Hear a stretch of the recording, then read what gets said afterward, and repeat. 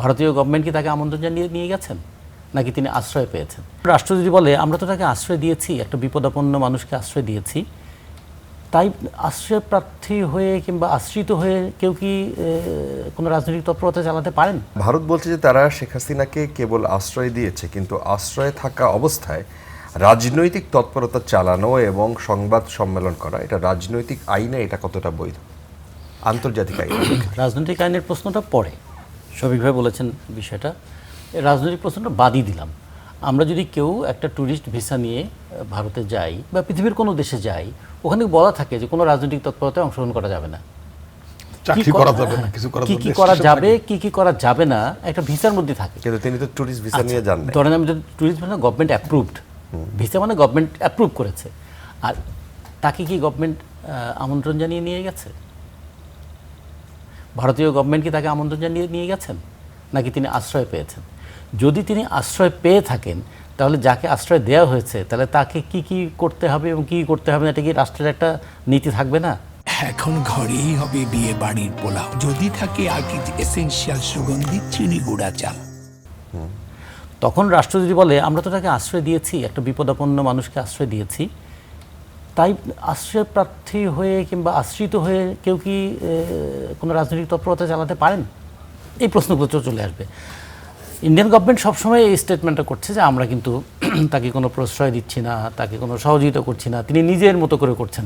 আচ্ছা, নিজের মতো করে কি করা যায়? আসলে এটা কোনোভাবেই মানে মনে করার কোনো কারণ নাই যে এটা খুবই একটা সাধারণ ব্যাপার। এটা বুঝতে হবে যে ভারত সরকার বাংলাদেশকে কিভাবে দেখবে এবং দেখতে গিয়ে তার বৈদেশিক নীতি কী হবে, তার বাণিজ্য নীতি কী হবে, এমনকি তার রাজনৈতিক এবং সামরিক পদক্ষেপগুলো কী হবে, সব কিছুকে আমাদের দেখতে হবে। সেই ক্ষেত্রে বাংলাদেশের উপর একটা রাজনৈতিক চাপ তৈরি করার জন্য এই ইস্যুটা কাজে লাগাবে।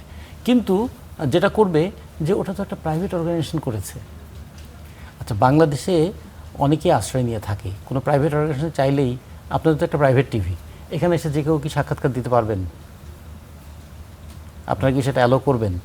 আপনারা তখন মানে কিছু না বললেও তো আপনাদের তো নিজস্ব একটা নীতিমালাও তো আছে যে আপনারা এটা করতে পারেন কিংবা এটা করতে পারেন না। সবসময় গভর্নমেন্ট দ্বারা ইনস্ট্রাক্টেড হয় না, কখনো কখনো সেলফ সেন্সরশিপও থাকে যে আমার এটা করা উচিত নয়, এটা বলা উচিত নয়, এভাবে চলা উচিত নয়। তো সেক্ষেত্রে যারা ওখানে তার ইয়েটা অ্যারেঞ্জমেন্ট করলেন, তারাও তাহলে কোন বিবেচনা করলেন? তারাও তো একটা হল ভাড়া নিয়েছিলেন এবং তারা সেখানে তো অনলাইনে তিনি যখন কথা বলেছেন, তার মানে রাষ্ট্রের, এবং এটা অনেক আগে ডিক্লেয়ার করা, মানে এটা আকস্মিক হঠাৎ করে কোনো একটা ঘটনা ঘটেনি, তার মানে এটা একটা ওয়েল অ্যারেঞ্জ। কিন্তু এমনভাবে অ্যারেঞ্জমেন্টটা করেছে যাতে প্রত্যক্ষভাবে দায়ী করা না যায়। কিন্তু রাজনীতিতে সবসময় প্রত্যক্ষ দায়টাই দায় নয়, পরোক্ষভাবে কারা সহযোগিতা করেন সেটাও খুব গুরুত্বপূর্ণ। এবং এটাকে কেন্দ্র করে যে প্রতিক্রিয়াগুলো বাংলাদেশে হচ্ছে কিংবা যে প্রতিক্রিয়াগুলো ভারতে হচ্ছে, সবচেয়ে বড় কথা এমন একটা দিনে যে ঘটনাটা ঘটেছে, সেই দিন অভ্যুত্থানটা হয়েছিল এবং আমাদের বাংলাদেশ একদিকে আন্দোলন আর অভ্যুত্থানের দেশ, এখানে বারবার আন্দোলন হয়, অভ্যুত্থানও হয়, এবং এ যাবৎকাল যতগুলো অভ্যুত্থান হয়েছে তার মধ্যে সবচেয়ে বেশি জীবনহানির ঘটনা ঘটেছে এই অভ্যুত্থানে। আমরা যদি একটা সাধারণ হিসাবে যদি দেখি, 69-এর অভ্যুত্থানে নাকি সব মিলিয়ে আইয়ুব সরকারের আমলে 61 জনের মৃত্যু হয়েছিল।